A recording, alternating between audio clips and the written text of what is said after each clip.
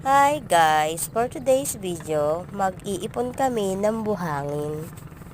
Kasi, gagawa kami ng bahay. Ay, hindi pala, flooring pala. So, ayan na nga guys. Nagsasako na kami. Diba, ang bilis namin. Sige lang, palapalahin mo lang yan.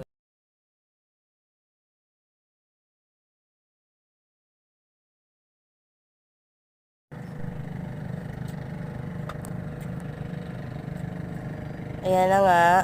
Init na si mama sa pagpapala. Hindi pala, hawak lang ng sako.